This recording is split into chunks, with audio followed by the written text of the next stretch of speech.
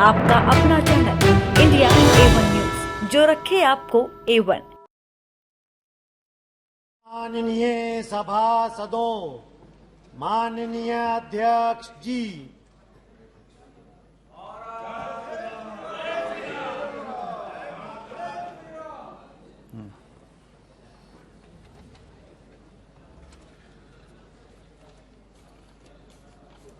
श्री अमित शाह जी बाराए।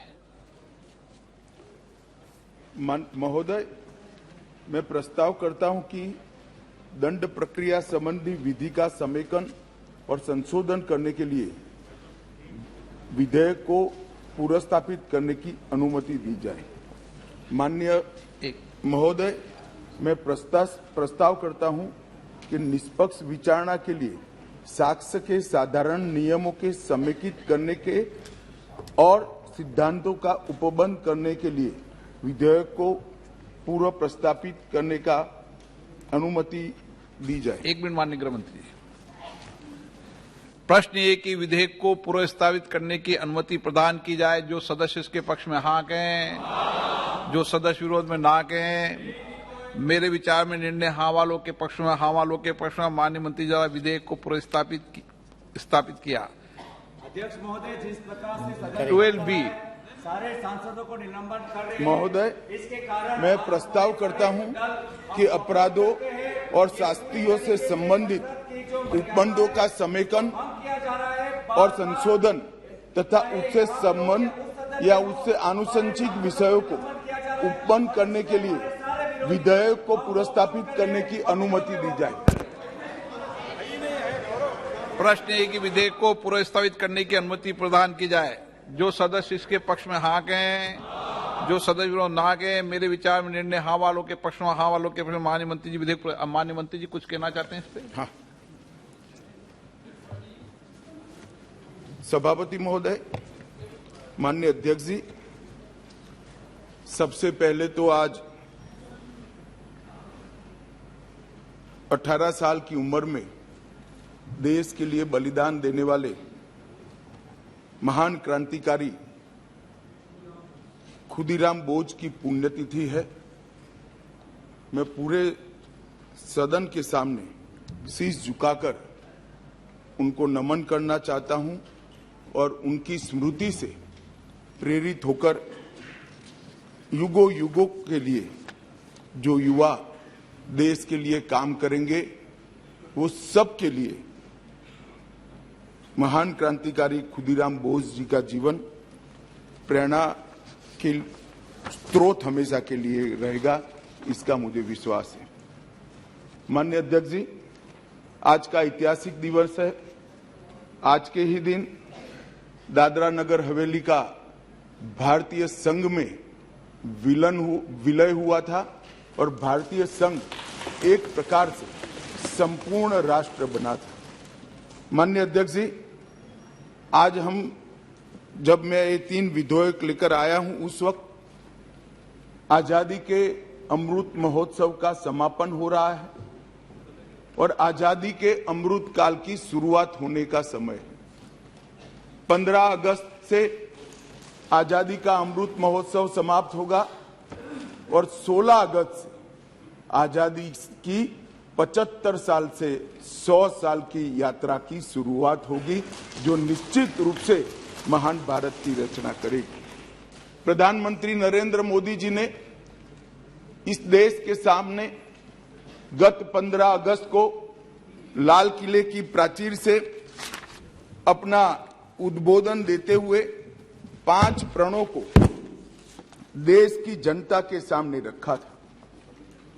माननीय अध्यक्ष जी, ये 5 प्रण में से एक प्रण था कि हम गुलामी की सभी निशानियों को हम समाप्त कर देंगे, हमारे मन से वो बोझ को दूर करेंगे। माननीय अध्यक्ष जी, आज मैं जो 3 विधेयक एक साथ लेकर आया हूं, वो तीनों विधेयक एक प्रकार से मोदी जी ने जो 5 प्रण लिए हैं, उसमें से एक प्रण की अनुपालना करने वाले हैं। माननीय अध्यक्ष जी, ये तीनों विधेयक दंड विधान प्रक्रिया, क्रिमिनल जस्टिस सिस्टम को बेसिक कानून इसके लिए मूलभूत कानून ये 3 विधेयकों के अंदर है। एक है इंडियन पिनल कोड जो 1860 में बनाया गया, दूसरा है क्रिमिनल प्रोसीजर कोड जो 1898 में बनाया गया, और तीसरा है इंडियन एविडेंस एक्ट जो 1872 में बनाया गया। 1860, 1898 और 1872 में अंग्रेजों द्वारा बनाए गए, अंग्रेजों की संसद के द्वारा पारित किए गए ये तीनों कानूनों को समाप्त कर आज हम तीनों नए कानून पुरस्कृत करने के लिए मैं आया हूं। माननीय अध्यक्ष जी, इंडियन पिनल कोड 1860 की जगह भारतीय न्याय संहिता 2023 अब एस्टैब्लिश होगी। क्रिमिनल प्रोसीजर कोड 1898 की जगह भारतीय नागरिक सुरक्षा संहिता प्रस्तापित होगी, और इंडियन एविडेंस एक्ट 1872 की जगह भारतीय साक्ष्य अधिनियम 2023 प्रस्तापित होगा। यह कानूनों की जो कानून रिपील होंगे इस तीनों विधेयक से, वो कानूनों की आत्मा जो है, वो कानूनों का मध्य बिंदु है कानून बनाने का, वो अंग्रेज शासन को मजबूत करने की दृष्टि से कानून बनाए गए थे। अंग्रेज शासन की रक्षा करने के लिए कानून बनाए गए थे, और उसका उद्देश्य दंड देने का था, न्याय देने का नहीं था। ये दोनों मूलभूत चीजों पर हम परिवर्तन करने जा रहे हैं। ये तीनों कानूनों को रिप्लेस कर इनकी जगह जो 3 नए कानून बनेंगे, उनकी आत्मा होगी भारत के नागरिकों को संविधान प्रदत्त सारे अधिकार जो मिले हैं इसकी सुरक्षा। ये कानूनों का उद्देश्य किसी को दंड देना नहीं होगा, इन कानूनों का उद्देश्य सबको न्याय देना होगा, और न्याय देने की प्रक्रिया में, ये न्याय देने की प्रक्रिया में दंड वही होगा जहां अपराध रोकने का बोध खड़ा करने की जरूरत है, अपराध रोकने के लिए एक प्रकार की भावना खड़ी करने की जरूरत है, वही होगा। और मैं ये तीनों कानूनों को आगे मैं बताता हूं, बड़े ध्यान से इस प्रक्रिया में मैं इन्वॉल्व रहा हूं। अध्यक्ष जी, मैं सदन को आश्वस्त कर सकता हूं कि 1860 से लेकर 2023 पर 23 तक अंग्रेजों ने बनाए, अंग्रेज पार्लियामेंट ने बनाए हुए कानून के आधार पर इस देश की क्रिमिनल जस्टिस सिस्टम चलती रही। इसकी जगह भारतीय आत्मा के साथ ये 3 कानून अब प्रस्तापित होंगे और हमारी क्रिमिनल जस्टिस सिस्टम के अंदर बहुत बड़ा परिवर्तन आएगा। माननीय अध्यक्ष जी, मैं ये बिल स्टैंडिंग कमेटी को भेजने वाला हूं, इसलिए बहुत लंबा नहीं बोलूंगा, परंतु इतना जरूर कहना चाहता हूं कि जिन्होंने भी ये कानूनों को पढ़ा होगा, इसकी प्रायोरिटी क्या थी? मानवी की हत्या से या महिला के साथ दुराचार से बड़ा कोई कानून अपराध नहीं हो सकता, तो इसको 302 नंबर पर स्थान दिया गया। इसके पहले क्या था? राजद्रोह था। इसके पहले क्या था? खजाने की लूट थी। इसके पहले क्या था? शासन के अधिकारी पर हमला था। ये जो अप्रोच है, ये अप्रोच को हम बदल रहे हैं।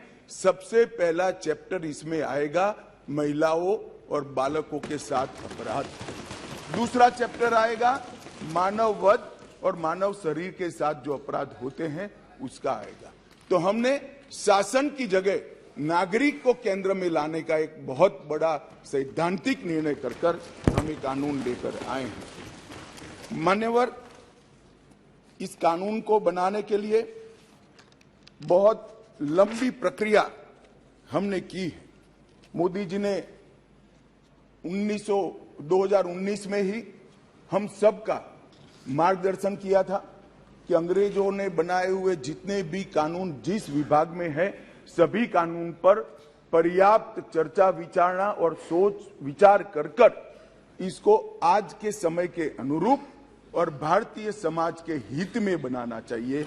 वहीं से ये प्रक्रिया माननीय अध्यक्ष जी चालू हुई।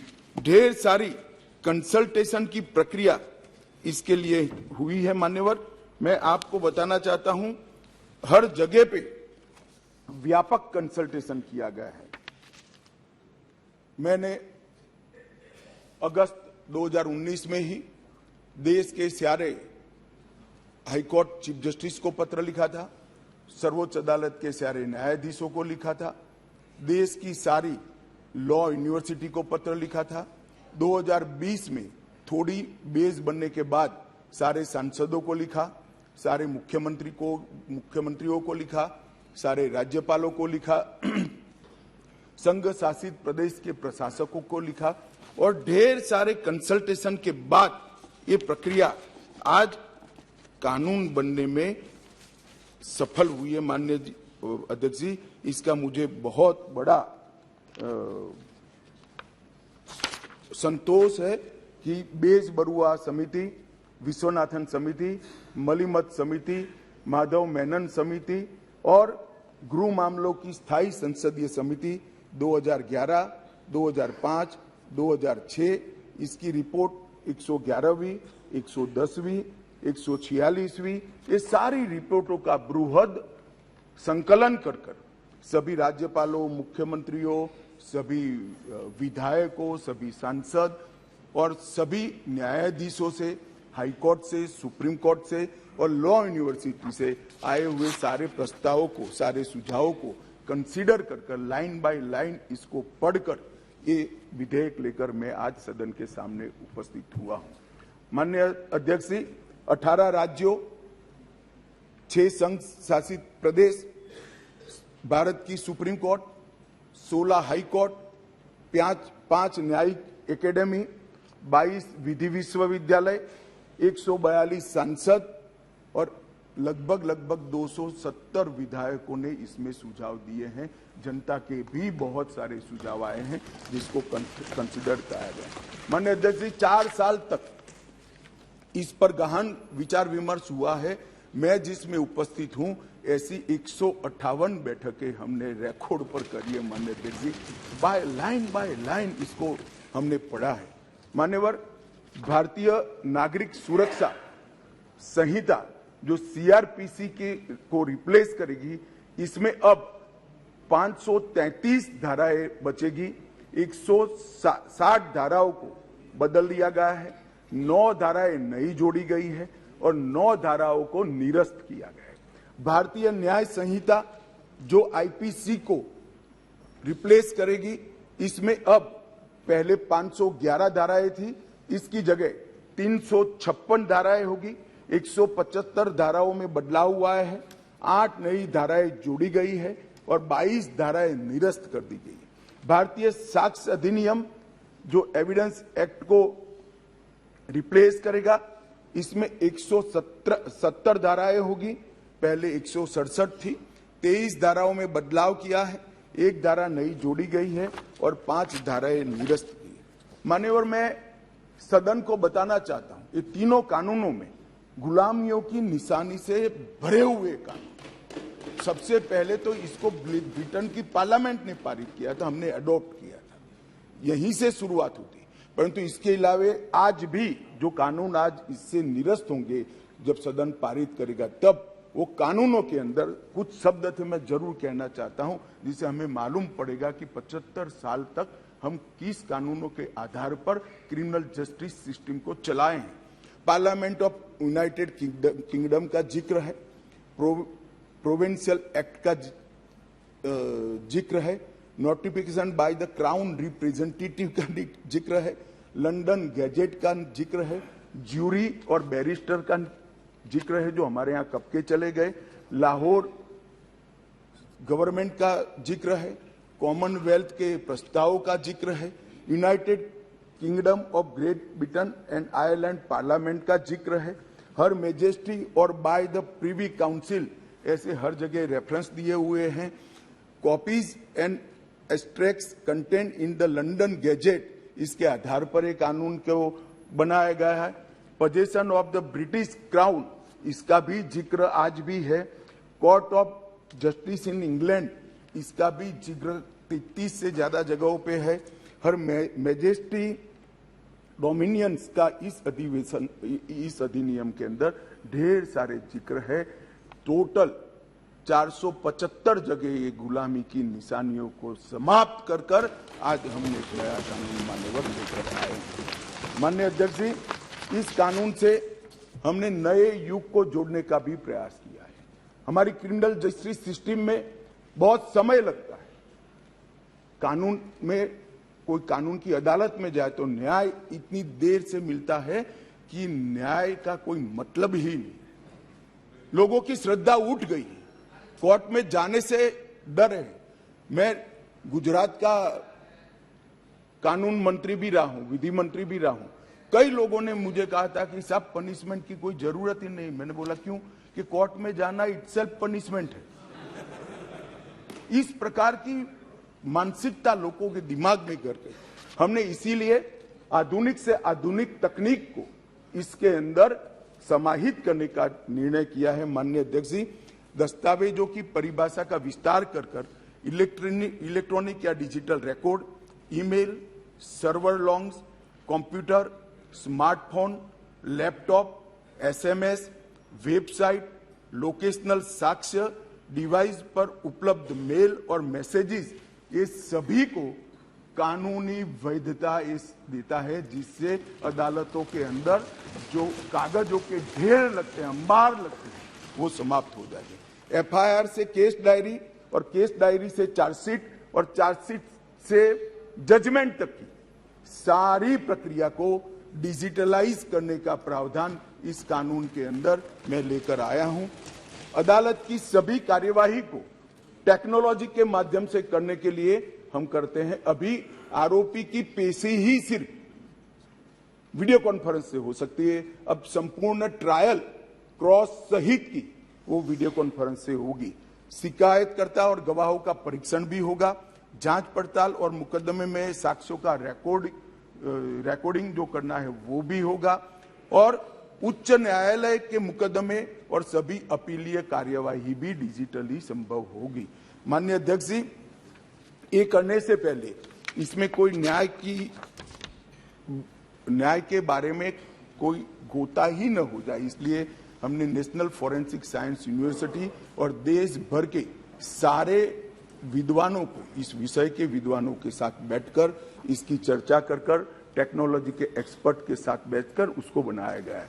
सर्च और जब्ती के वक्त मान्यवर हमने कई सारे ऐसे प्रावधान किए हैं जिससे निर्दोष नागरिक को फंसाया न जा सके। सर्च और जब्ती के वक्त ढेर सारी ऐसी फरियादें, मेरे यहाँ रख दिया गया, मेरे यहाँ था नहीं, पुलिस लेकर आई, रख दिया।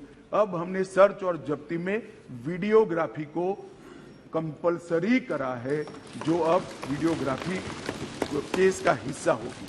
पुलिस द्वारा ऐसी रिकॉर्डिंग के बिना कोई भी चालान, चार्जशीट रखा जाएगा वो वैध नहीं होगा।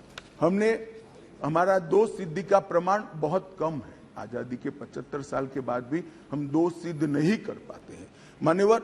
इसीलिए फॉरेंसिक साइंस को हमने बहुत बढ़ावा देने का काम किया है। देश के प्रधानमंत्री जी ने एक ऐतिहासिक निर्णय लिया है नेशनल फॉरेंसिक साइंस यूनिवर्सिटी बनाने का। मैं इस सदन के माध्यम से पूरे देश को आश्वस्त करना चाहता हूं कि 3 साल के बाद हर साल 33,000 फॉरेंसिक साइंस के एक्सपर्ट और साइंटिस्ट इस देश को मिलने लगे। ये इसलिए किया गया कि कानून हम लेकर आने वाले थे मान्यवर। एक कानून में हमने लक्ष्य रखा है कि दोष सिद्धि के प्रमाण को, कन्विक्शन रेशियो को 90% से ऊपर लेकर जाना है, ये हमारा लक्ष्य है। इसलिए हमने एक महत्वपूर्ण प्रावधान किया है कि 7 वर्ष या उससे ऊपर की सजा जिस धाराओं में है वो सभी क्राइम सीन पर फॉरेंसिक टीम की विजिट को हम कंपलसरी कर रहे हैं। और मान्यवर, इसके माध्यम से एक वैज्ञानिक साक्ष्य, एक साइंटिफिक एविडेंस पुलिस के पास होगा, जिसमें कोर्ट में दोषियों को बरी होने की संभावना बहुत कम हो जाएगी। माननीय, ये दोनों चीजें हैं। इसमें एक ऐसा सवाल कुछ एक्सपर्ट्स ने बताया था कि इसके लिए शायद देश अभी तैयार नहीं है। ये कानून में हमने ये भी प्रोविजन रखा है कि इलेक्ट्रॉनिक तरीके से केस चलाने के लिए कोर्ट, जिला, राज्य, ये सभी प्रकार के नोटिफिकेशन निकलने के बाद ही वो अप्लाई होगा। मानो एक कोर्ट किसी राज्य ने तैयार कर दी तो वो कोर्ट नोटिफाइड कर सकते हैं, एक जिला जब हो जाएगा तो वो जिला नोटिफाइड कर सकते हैं, एक क्षेत्र हो जाएगा तो क्षेत्र, अंततोगत्वा 27 के पहले पूरे देश की सभी कोर्टों को हम कंप्यूटराइज करके इसी प्रकार से मोबाइल फोरेंसिक वाहन का भी हमने एडवांस में अनुभव कर लिया है। मान्यवर, आज मैं आपको बता सकता हूं कि दिल्ली के अंदर 7 साल से ऊपर की किसी भी गुना होता है, सजा का जिसमें प्रावधान हो, ऐसा कोई भी गुना होता है तो एफएसएल की टीम इसको विजिट करती है। ये सफल प्रयोग हमने दिल्ली के अंदर कर दिया है। बेंगलुरु में अब सरकार बदल गई, भगवान जाने क्या होगा, मगर हमारी सरकार थी तब बेंगलुरु में भी इस प्रयोग की शुरुआत की थी। इसके लिए हमने मोबाइल एफएसएल के कंसेप्ट को लॉन्च किया है और सफल कंसेप्ट है। मान्यवर, हर जिले में 3 मोबाइल एफएसएल घूमती रहेगी और गुना के जगह पे जाएगी। नागरिकों की सुविधा सुनिश्चित करने के लिए जीरो एफआईआर को पहली बार आजादी के 75 साल के बाद हम स्थान, गुना कहीं पर भी हुआ, किसी भी थाने का हो, आप हिमालय की चोटी से भी उसको रजिस्टर कर सकते हैं और कन्याकुमारी के सागर के किनारे भी गुना रजिस्टर होने के बाद 15 दिन में कंसर्न थाने को भेजना होगा। ई एफआईआर का प्रावधान हम पहली बार जोड़ रहे हैं। हर जिले में और हर थाने में एक ऐसा पुलिस अधिकारी नामित किया जाएगा जिसके परिवारजनों में गिरफ्तारी हुई है, इसको अधिकृत सर्टिफिकेट देना पड़ेगा कि आपके परिजन हमारी कस्टडी में है और इसके लिए अब हम रिस्पॉन्सिबल। कई बार पकड़कर पुलिस 4 दिन तक कोई जवाब नहीं देती है मान्यवर, और वहां पर उनको कोर्ट में जाना है और इसकी जगह अब वो ऑनलाइन भी सूचना देनी पड़ेगी और व्यक्तिगत सूचना भी देनी पड़ेगी। यौन हिंसा के मामले में पीड़िता का बयान कंपलसरी कर दिया गया है और यौन उत्पीड़न के मामले में बयान का वीडियो रिकॉर्डिंग भी अब कंपलसरी कर दिया है। मान्यवर, पुलिस को 90 दिन में जिसने फरियाद की है इसका स्टेटस देना हमने कंपलसरी कर दिया है। 90 दिन में उसका स्टेटस देना पड़ेगा और हर 15 दिन में फरियादी को अपना स्टेटस भेजना पड़ेगा। 7 वर्ष या उससे अधिक के कारावास का केस अगर विड्रॉ करना है तो पीड़ित को सुने बगैर कोई भी सरकार इसको विड्रॉ नहीं कर पाएगी। ये भी इससे नागरिकों के अधिकारों की रक्षा होगी और इसके अंदर पहली बार हम कम्युनिटी सर्विस को सजा के बारे में भी इंट्रोड्यूस कर रहे हैं। मान्यवर, ये प्रैक्टिस में कई जगह पे है परंतु इसका इंट्रोडक्शन एक्ट से, कानून से अब होगा। मान्यवर, सालों तक केस चलते नहीं है, इसके लिए भी हमने बहुत सारे प्रावधान करे हैं। छोटे मोटे मामलों में समरी ट्रायल का दायरा बढ़ा दिया है। समरी ट्रायल को 20,000 तक की गुनाहों में ले लिया गया है और 3 साल तक कि जिसमें सजा है वो सारे समरी ट्रायल से हो जाएंगे। इस एक ही प्रावधान से 40% केसों की सेशन कोर्ट से बाहर होकर नीचे ही समरी ट्रायल से समाप्त हो गए। मान्यवर, आरोप पत्र दायर करने के लिए पुलिस अधिकारी आगे की जांच चालू है, आगे की जांच चालू है, आगे की जांच 6-6 साल अब नहीं कर पाएंगे। हमने तय कर दिया है कि 90 दिन में आरोप पत्र दायर करना ही पड़ेगा और कोर्ट भी उनको और 90 दिन की परिस्थिति देखकर परमिशन दे सकती है। 180 दिन में आपको जांच समाप्त कर ट्रायल के लिए भेज देना पड़ेगा। इससे बहुत बड़ा फर्क होगा। वारंट के मामले में भी हमने काफी सारे बदलाव किए हैं। आरोपी व्यक्ति को आरोप तय करने की नोटिस 60 ही दिन में देने के लिए अब कोर्ट बाध्य हो जाएगी। कोर्ट ने चार्ज फ्रेमिंग 60 दिन से ज्यादा लंबा नहीं कर सकती। बहस पूरी होने के बाद 30 ही दिन में मान्यवर न्यायाधीश ने अपना फैसला देना पड़ेगा। आप 3-3 साल तक फैसला पेंडिंग नहीं रख सकते। कई सारे जज ऐसे थे सुनवाई कर देते थे और फिर बाद में ट्रांसफर हो जाती थी या रिटायर्ड कर जाते थे और ट्रायल फिर से चलती। अब ऐसा नहीं होगा। 30 दिन के अंदर ही फैसला देना पड़ेगा, इसको भी हमने, और फैसले को 7 दिन के अंदर ऑनलाइन उपलब्ध कराना पड़ेगा, जिससे इस पर अपील की कार्यवाही मान्यवर हो जाए। सिविल सर्वेंट के विरुद्ध कोई फरियाद होती थी, पुलिस ऑफिसरों के विरुद्ध कोई फरियाद होती थी, तो एक प्रावधान है जिससे उनको सुरक्षा मिली हुई है। सरकार की परमिशन के बगैर इनका संज्ञान या तो चार्जशीट या ट्रायल शुरू नहीं हो सकती।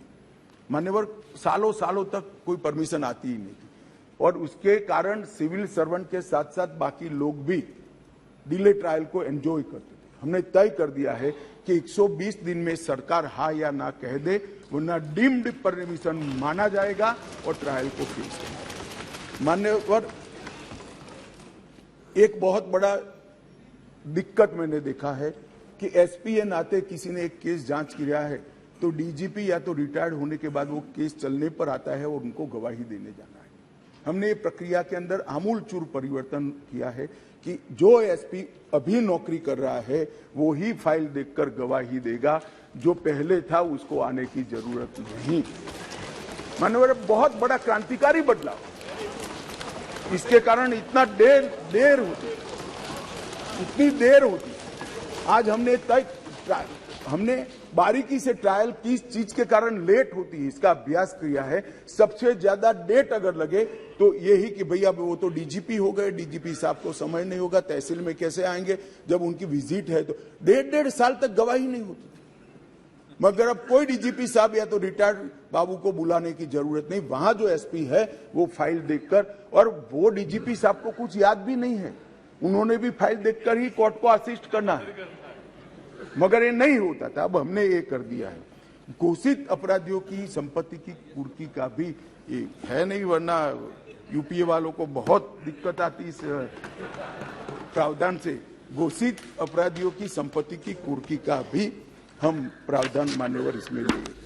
संगठित अपराध के लिए एक नया प्रावधान हम इसके अंदर जोड़ रहे हैं, जो अंतरराज्य गैंग और संगठित अपराध है, इसके विरुद्ध एक अलग प्रकार की कठोर सजा का प्रावधान। महिलाओं के प्रति अपराध और सामाजिक समस्याओं के निपटान के लिए भी हमने ढेर सारे किए हैं। शादी, रोजगार, पदोन्नति के झूठे वादे और गलत पहचान प्रकट कर जो यौन संबंध बनाते थे, उसको अपराध की श्रेणी में पहली बार नरेंद्र मोदी सरकार लाए। गैंग रेप के सभी मामलों में 20 साल की सजा या आजीवन कारावास का प्रावधान किया है, जो आज नहीं है। 18 वर्ष से कम आयु की बच्चियों के मामले में मृत्यु दंड का भी प्रावधान।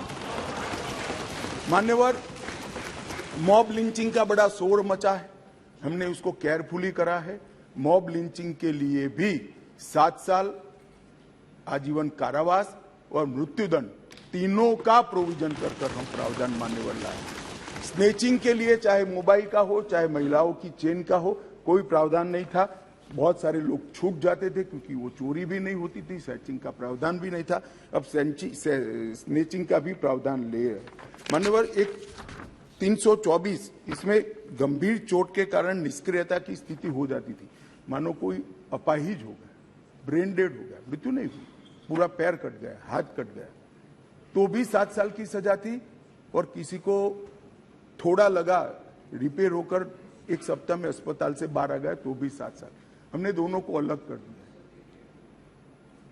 हमेशा के लिए अपंगता अगर आती है या ब्रेन डेड होता है तो इसकी सजा को 10 साल या तो आजीवन कारावास में बच्चों द्वारा अपराध करने वाले व्यक्ति के लिए, बच्चों के साथ अपराध करने वाले व्यक्ति के लिए सजा को बढ़ाया गया है, 7 से 10 साल किया गया है। पहले जुर्माना काफी कम था, अनेक प्रोविजन में जुर्माने को बढ़ाने का भी काम किया है। मान्यवर,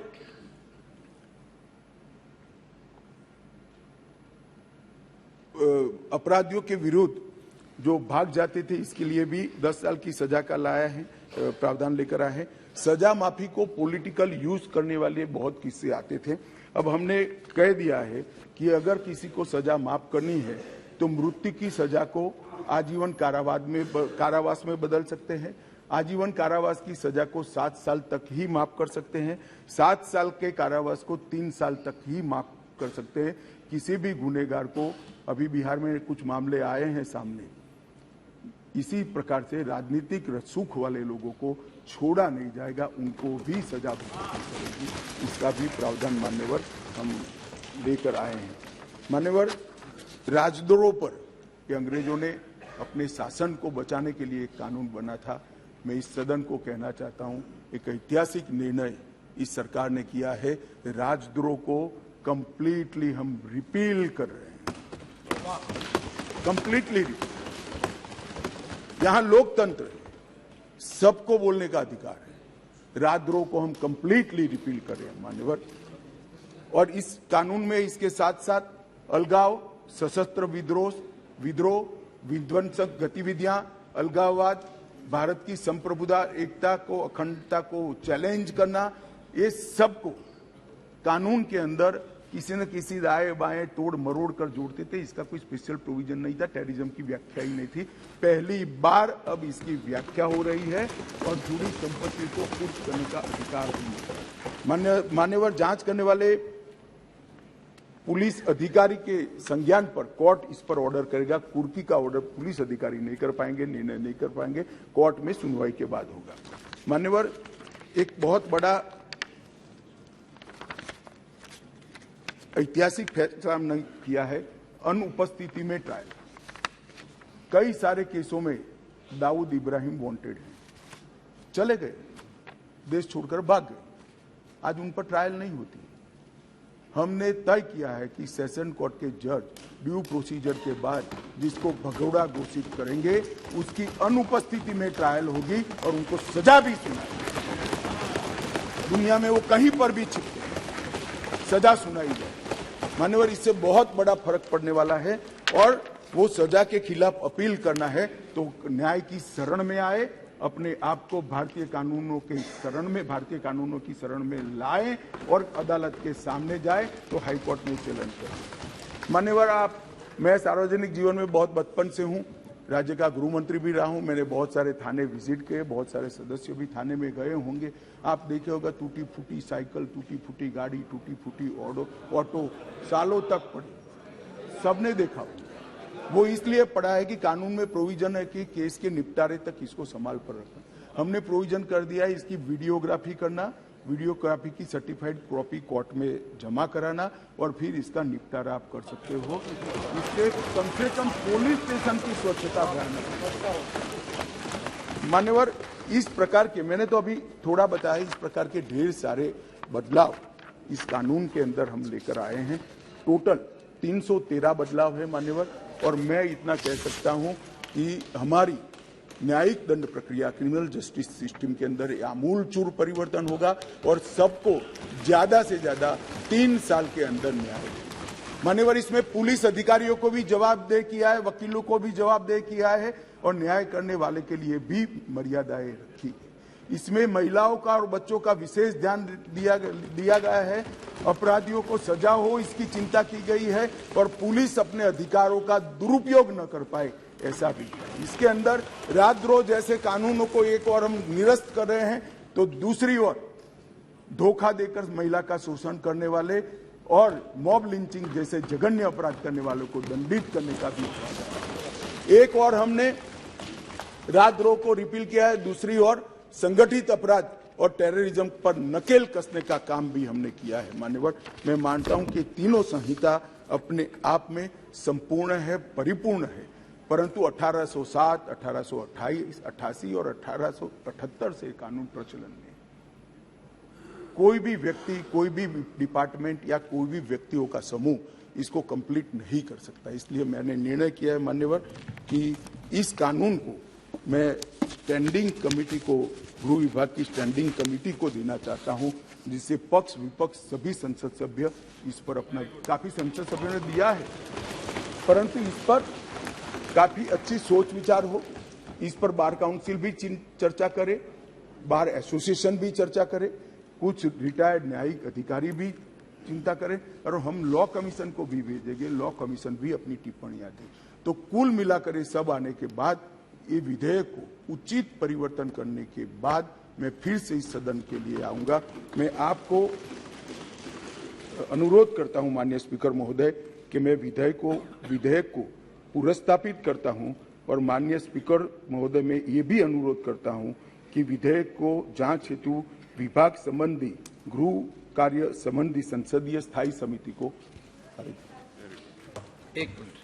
प्रश्न ये कि विधेयक को पुनर्स्थापित करने की अनुमति प्रदान की जाए। जो सदस्य इसके पक्ष में हाँ कहें, जो सदस्य विरोध में ना कहें। मेरे विचार में निर्णय हाँ वालों के पक्ष में, हाँ वालों के पक्ष में माननीय मंत्री विधेयक को पुनर्स्थापित करें। माननीय मंत्री जी। मान्यवर, मैं इस विधेयक को, तीनों विधेयकों को गृह विभाग के कार्य संबंधी माननीय स्पीकर महोदय मैं विधेयक को पुनर्स्थापित करता हूं और आपसे निवेदन करता हूं कि ये तीनों विधेयकों को गृह कार्य संबंधित, गृह विभाग के कार्य संबंधित संसदीय स्थायी समिति को भेज दिया जाए। मान्यवर, मैं कुछ पूछना चाहती हूँ। अब इसमें एक मिनट पूछ ले वो। गृह मंत्री जी को बधाई देती हूँ, बहुत ही बड़ा परिवर्तन। सर, सिर्फ एक चीज आपसे मैं पूछना चाहूंगी कि जो लोग जेल की सजा काट के अभी भी जेल में 30-30 साल से, कुछ उनके लिए भी इसमें है कि नहीं, एक ये पूछना। सर, दूसरा सवाल ये कि प्रैक्टिकली जो जमीन में होता है सब घर घर तक नशे पहुंच रहे हैं, जो घर वाले किसी को बताते भी हैं तो उनके बारे कोई उनका एक्शन नहीं लिया जाता, तो कोई प्रावधान इसके लिए भी कुछ होगा? एक मिनट गृह मंत्री जी, गृह मंत्री जी, माफी का सवाल है। माफी अपराध क्या है, इसके आधार पर करने का संपूर्ण वैधानिक प्रावधान। B Mehtab ji.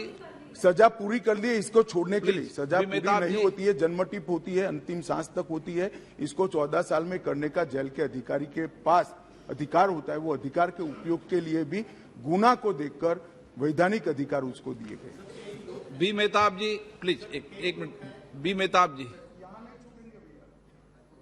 B Mehtab ji. Sir, I am very grateful to be a witness in the history in the making.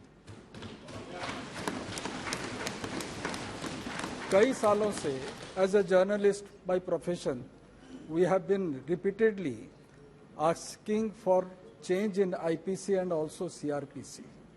And during my last 25 years in this house, during Atalji's prime ministership, we had also deliberated on change of Evidence Act. Why it is necessary. To certain extent, the then Home Minister, Mr. Advani, had assured this House that yes, we will be working on the change of Evidence Act. So today when I saw, because this is in a supplementary list of business, and Honorable Home Minister has brought about 3 bills together, totally overhauling our legal system, just law and justice system. Actually, I would only like to mention here, of course, in the statement of objects and reasons it is mentioned relating to IPC. What was IPC? It is not actually Indian Penal Code. It was originally an Irish Penal Code. And Macaulay is the father of this IPC. Though in 1834 this committee was formed, the law committee was formed by the British government. And 1834 means it was during the East India Company. 1856 the British Crown came into power in India. And in 1860 this was implemented, just removing Irish and putting Indian Penal Code. Okay. So it was more like subjugation of the subjects by the power, by the ruling power. So now, as the Home Minister has very rightly mentioned, he has enunciated certain points and it is going to the standing committee. Similar is about the Criminal Procedure Code. And for 7 decades, I would say, what has been added to and the manner in which our government and the society has been feeling for last quite some time, that contemporary needs should also be looked into, and that has been there. And in the Evidence Act, sir, Evidence Act of 1972, comprehensive review of our criminal law was necessary, which has been done in this draft bill, and I believe the Home Standing Committee of Home will go into all those details, and as the Home Minister has very rightly mentioned, it is people-centric, not government centric or administration centric. So in that respect, I believe it is a good beginning, and I'm really grateful that I am, including my party members and perhaps all of us, are witness to the history in making, because after so many years, our wishes are being fulfilled. Thank you, sir. माननीय सदस्यों, नहीं debate नहीं हुई इस पे। माननीय सदस्यों, आज नियम 377 के अधीन मामलों को उठाने की अनुमति प्रदान की हुए मामले अनुबंधित पाठ को व्यक्तिगत रूप से सदन के पटल पर रख सकते हैं।